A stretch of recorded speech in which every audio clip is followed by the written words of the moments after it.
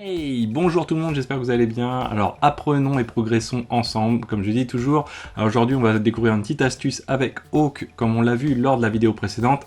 Alors petit rappel avant de démarrer, tout simplement, on s'intéresse absolument pas du tout aux questions de sécurité. Effectivement, comme on l'a très justement fait remarquer lors de la vidéo précédente, on peut avoir des problèmes de sécurité, pas seulement ce qui a été mentionné dans le commentaire qu'on m'a indiqué. Le but derrière, et aujourd'hui c'est encore le cas, c'est de se rendre compte un petit peu des concepts qui viennent avec, en tout cas ce que permet de faire Hawk, et de trouver de l'inspiration à travers ça. Le jour on a besoin de faire des winelines pour processer de la donnée, mais pas que. Vous allez voir aujourd'hui, c'est assez sympathique ce qu'on peut découvrir avec. Alors le but c'est principalement d'apprendre à utiliser Hawk. On me l'a fait également remarquer, alors plus sur LinkedIn, que certaines personnes me disaient ah c'est un peu compliqué Hawk, etc. Alors moi je le trouve pas compliqué, mais je peux comprendre que chacun voit midi un petit peu à sa porte, et c'est pas toujours si évident que ça. Donc c'est ce qu'on va voir aujourd'hui, et le but c'est de continuer à rentrer un petit peu plus dans les choses. Du coup je vais le faire de manière un petit peu plus éclairée, on va dire, que la vidéo précédente. Ça va durer peut-être à peu près le même temps, je vais essayer de le faire court, mais ça va être assez sympathique. Donc c'est parti, maintenant on va dans le terminal, n'hésitez pas à vous abonner, et tout de suite, jingle.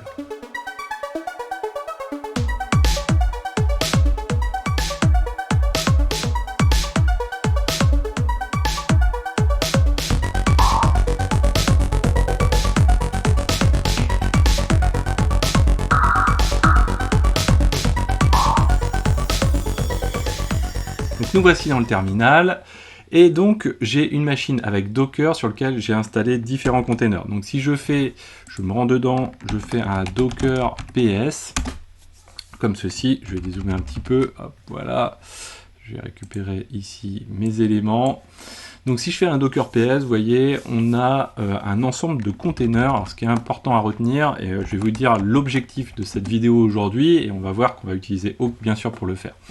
Donc première chose, on a différents containers avec des noms qui sont similaires, par exemple ici, donc Calpine 1, 2, 3, 4, 5, 6 et Xavki 1 et 2.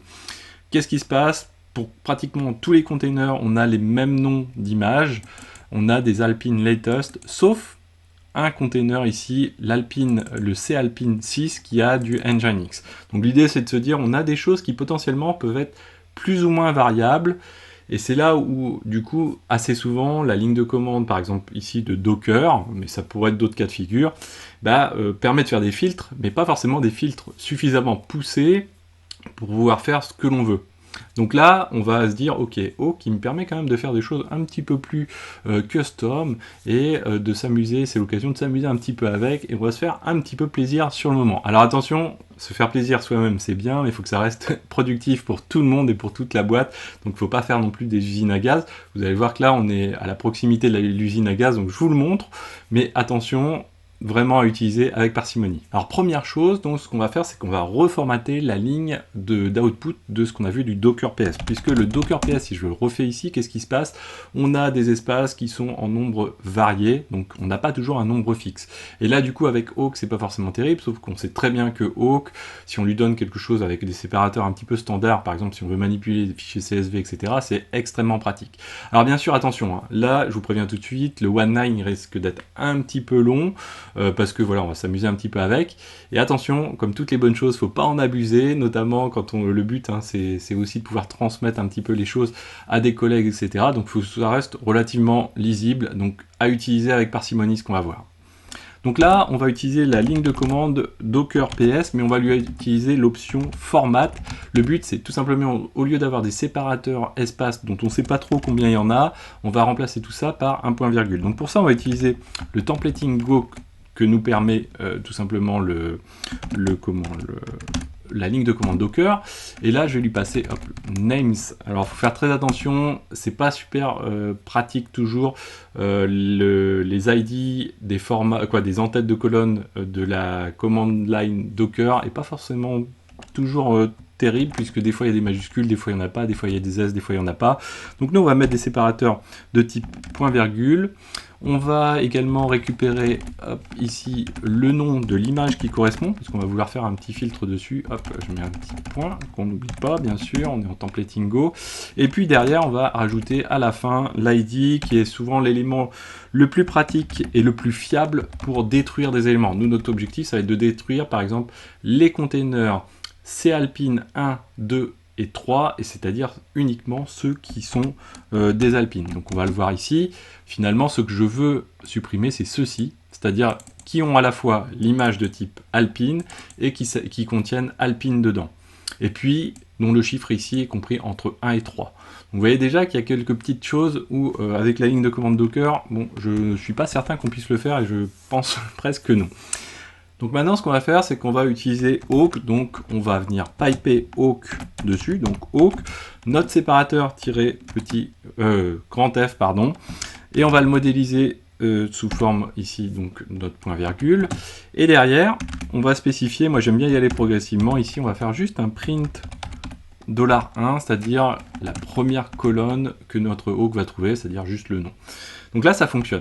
Si on veut, hein, on peut toujours réafficher l'intégralité. Avec $0, finalement, awk ne fait que passe-plat quand on fait $0, puisqu'en fait, et ça c'est valable dans tous les cas, quand c'est comme ça, il va nous retourner l'intégralité de la ligne. Mais ça permet de s'y retrouver, et des fois, ça permet même de mettre un récapitulatif, éventuellement de le réutiliser, puisqu'on peut très bien faire $0, et puis on pourrait très bien mettre ici, hop là, on pourrait très bien mettre ici quelque chose du type, voilà, un petit espace là, $1, on pourrait mettre quelque chose comme ça, vous voyez, comme ça on voit comment fonctionnent les choses réellement, et si on n'a pas des fois des éléments cachés, ce qui peut arriver des fois.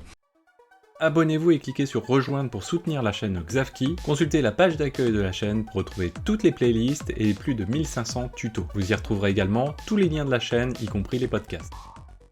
Donc là, on est prêt à repartir sur notre fameux print $1 et on va s'amuser, première chose, à le décorer. Donc ça, c'est quelque chose qu'on n'avait pas trop vu lors de la vidéo précédente et qui est assez pratique avec awk, c'est qu'on va pouvoir utiliser un begin et un end pour définir un début de lancement, donc tout ce qui est avant finalement les lignes qu'on a vues précédemment, et puis tout ce qui est après. Donc on va voir l'ensemble des éléments itératifs par ligne, et ce qui est avant, ce qui est après.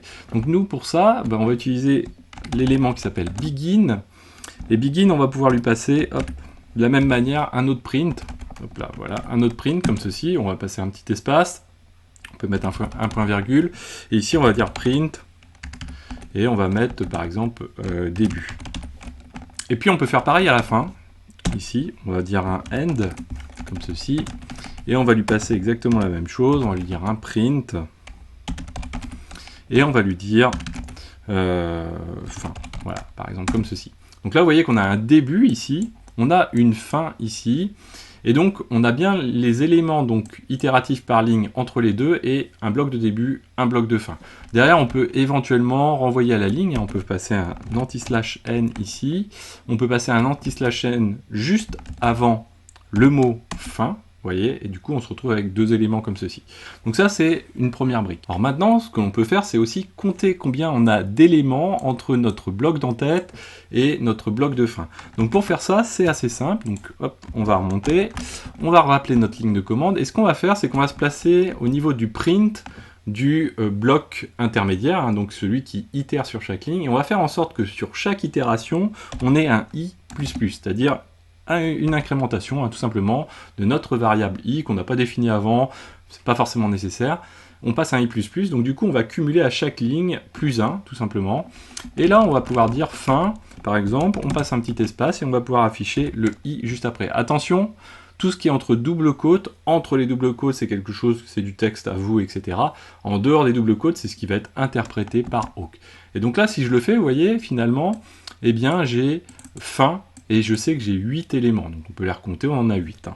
Alors maintenant, ce qu'on peut faire, c'est aller un petit peu plus loin. C'est-à-dire qu'on a dit qu'on veut tous les containers qui contiennent le terme alpine. Donc pour ça, on va revenir dans notre awk, et je vais définir une variable awk à partir d'un élément externe. Ça me permet notamment, si je veux passer une variable de shell à awk, d'utiliser ce principe-là. C'est-à-dire que nous, on va passer une variable awk qu'on va définir ici, donc avec petit v, c'est pas du verbose, c'est la définition de la variable en awk. Donc là, c'est le nom de la variable awk, donc ça sera name. Et dedans, soit je peux lui passer la variable shell, donc là, il faudrait passer un $myvar, voilà, shell que j'aurais défini plus haut si j'ai un script, etc. Et là, par exemple, ici, je vais dire, bah moi, voilà, je veux un truc qui s'appelle alpine. Alors pourquoi je définis une variable ici? C'est que si je veux la faire varier et faire en sorte d'afficher les éléments à différents endroits, eh bien, si je veux faire une modification, je vais pouvoir la faire à un seul endroit. Par exemple, ici, on va pouvoir mettre, par exemple, nom, comme ceci, ou pattern, plus exactement. En tout cas, pattern, on va mettre, voilà, et on va mettre name. Et puis, par exemple, ici, bah, on va vouloir filtrer, tout simplement, le print $1. Donc, ce qu'on va faire, donc on se place en dehors de l'accolade, mais par contre, attention, il faut se situer dans le bloc du milieu. Il ne faut pas se mettre dans le begin. Et là, on va dire, OK, dans ma colonne $1, où il y a un nom, je recherche quelque chose qui ressemble à Alpine. Et donc là, si je lance l'élément, vous voyez, eh bien, on retrouve ce qu'on cherchait, c'est-à-dire on a notre pattern qui est mentionné au tout début, hein, donc ça récapitule finalement le paramètre que l'on a passé. On peut lui passer un petit anti/n si on le souhaite, hein, on peut le faire comme ceci. Et donc là, on n'oublie pas de rajouter ça entre double quotes, hein, pour pas que ce soit interprété. Et donc là, on le retrouve ici, on peut le mettre avant également, ou on peut mettre tout simplement également, donc là, on va passer un anti/n, et on pourrait mettre tout simplement ici, voilà, des dièses comme ceci. Donc là, on se retrouve avec quelque chose. Hop là, alors il y a un anti-slash qui n'est pas passé. Il devrait passer. J'y vois pas clair. Voilà, anti-slash comme ceci, et on retrouve donc notre pattern, ensuite l'itération des éléments. De la même manière, ici, ce qu'on peut faire, c'est notre alpine, donc notre variable name, ici, eh bien, on va pouvoir dire, ok, moi je veux en même temps que ce soit compris entre. Alors, hop, où est-ce qu'on est dans Alpine? Alors oui, moi j'ai mis Alpine ici.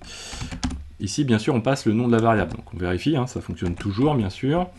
Et donc, on va également préciser ici, et là on le met entre double quotes, puisqu'on précise des éléments pour faire un filtre sur les valeurs des noms, des noms de nos conteneurs, et sur le chiffre plus particulièrement, on va dire qu'on veut tout ce qui est entre 1 et 3. Donc on va avoir quelque chose de alpine, suivi entre 1 et 3, et on va filtrer dessus. Et là, vous voyez, désormais, c'est cool, on a notre pattern, on sait qu'on a les éléments entre 1 et 3, et on sait ici que la fin, à la fin, on a 3 containers. Donc par exemple, là, on va mettre quelque chose de plus parlant, on va mettre conteneur, on va le mettre en français, conteneur, hop, avec un S, traité, comme ceci. Et donc là, j'ai quelque chose de relativement propre, hein, qui est sorti comme ça, si ce n'est que mon one-line, hein, comme je vous disais, attention, il est un petit peu long. Alors là, ce qui se passe, c'est qu'on va rajouter juste un incrément supplémentaire, ou en tout cas un élément supplémentaire. C'est que si je fais un docker ps, nous on veut s'amuser un petit peu, et on veut filtrer à la fois sur le nom des containers, jusqu'ici ça fonctionne bien, mais aussi filtrer sur le nom de l'image, parce que ce que je veux, c'est aussi, on va s'amuser à prendre par erreur, on va dire, le nombre 6, en tout cas le calpine 6 supplémentaire, puisque vous voyez qu'ici il a une image Nginx. Comme ça va permettre de traiter le multifiltre, on va dire. Et donc là, ce qu'on va faire, on va rappeler la ligne de commande, on va repartir ici, hop, alors je l'avais mis tout à l'heure, voilà, comme ceci. Et là, qu'est-ce qui se passe? Eh bien, on a le calpine 6, sauf que le calpine 6, pardon, il est basé sur une image de type Nginx. Donc là, éventuellement, on peut regarder, on peut vérifier comme ceci, hein. On peut tout simplement mettre un double tiret, on va passer un $2, je crois que c'est l'image, et là on retrouve nos variations. Donc on a, cette fois-ci, on est un peu embêté parce qu'on a notre Nginx. Donc nous, on n'en veut pas de notre Nginx, donc on veut vraiment filtrer aussi également sur le nom de l'image. Donc pour filtrer sur le nom de l'image, ce qu'on va faire, on va passer par exemple ici, alors on pourrait le mettre sous forme de variable aussi, on pourrait rajouter une autre variable, comme ceci, bon, on va le faire, on va dire image égale, et puis là on va dire alpine, donc ça veut dire que, ouais, on peut réutiliser également le name, on va le séparer, on va dire que ce sera un petit peu plus clair, et puis derrière on va passer ici à W commercial pour dire qu'on imbrique les deux conditions. Et là, on va dire, ok, moi je veux que $2 soit, en tout cas, comprenne mon terme image. Et donc là, si je le relance, bien sûr, j'ai plus que mes 3 containers puisqu'on a complètement mis de côté Nginx. Alors là également, ce qu'on peut faire pour être un petit peu plus clair, parce que vous voyez que là, pattern, on a Alpine, là je me rends compte juste tout de suite. Bah, bien sûr, le pattern, c'est pas Alpine, c'est Alpine et 1, 3, 6. Donc on va mettre à jour ça, tout simplement. Et bien là, on a juste à clarifier un petit peu plus les choses. On va supprimer ici le 1, 3, 6 et on va venir le mettre directement cette fois-ci, et ça va revenir au même dans notre première variable. Ça va permettre d'avoir quelque chose de beaucoup plus clair. Donc 1, 3 et 6, comme ceci. Et là, ça fonctionne toujours. Et là, ce qui est bien, c'est que cette fois-ci, on a notre pattern. On pourrait rajouter également donc, le terme image, puisqu'on n'a pas que le pattern. Donc, hop là, si on vient ici, donc, vous voyez que ça commence à faire un one-line un peu long. C'est là où il ne faut pas trop en abuser, comme je disais. Mais on va se retrouver ici avec, par exemple, image, 2 points, comme ceci. Et puis, on va passer notre variable image de cette manière-ci. Et puis, on n'oubliera pas de faire un retour à la ligne de manière à avoir quelque chose de propre. Et là, vous voyez qu'on a le pattern, on a l'image également qui est utilisée, ou le pattern d'image, plus exactement, puisque c'est comprend quelque chose. Et donc là, on est plutôt pas mal. Donc là, maintenant, il reste la partie la plus plaisante et qui finalement fait juste appel à ce qu'on a vu lors de la vidéo précédente. Nous, ce qu'on a dit, ce qu'on veut, c'est supprimer ces containers. Donc là, on va revenir sur ce qu'on était, on revient sur notre one-line, et qu'est-ce qu'on va faire ? On n'a plus qu'à modifier une chose, c'est ici le print $1. Alors ce qu'on va faire, on va dire print, donc on va dire suppression de, on va dire voilà 2 points. Hop. Derrière, on va enchaîner avec 3 petits points, comme ceci. On va avoir donc notre retour à la ligne qui va se faire naturellement, et puis ici, donc on va supprimer notre $2, on ne veut pas afficher l'image, nous, dans notre cas de figure. Par contre, ce qu'on veut faire, c'est utiliser notre fameuse fonction système de awk. Et là, ce qu'on va faire, donc entre les doubles quotes donc de notre fonction système awk, on va lancer un docker rm-f, donc on va forcer l'arrêt en même temps du container, et on va passer notre $1 juste ici à la fin.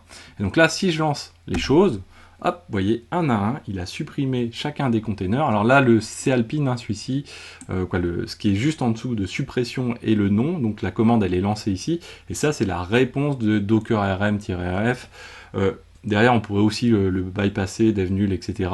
Pour avoir quelque chose complètement, avec un output complètement formaté grâce à awk, mais bon, c'est pas l'objectif. Donc si je fais un docker ps, qu'est-ce qui se passe, On a bien supprimé donc, nos containers qui sont de type lancé avec une image alpine et de type qui correspond à notre pattern, c'est-à-dire quelque chose qui contient alpine suivi de 1 à 3 et 6. Donc voilà, une petite vidéo un petit peu fun, une petite astuce, et l'idée c'est vraiment d'essayer de faire cogiter un petit peu son imagination autour de tout ça, parce que c'est vraiment utilisable ce cas de figure là dans plein de choses différentes. Prenez le temps de reproduire ce genre de choses, de vous les rappeler régulièrement. Moi assez souvent, en tout cas au début c'était le cas avec awk, j'oubliais quand est-ce qu'on mettait simple quote, pas simple quote, quand on utilisait la fonction système, le double quote, etc.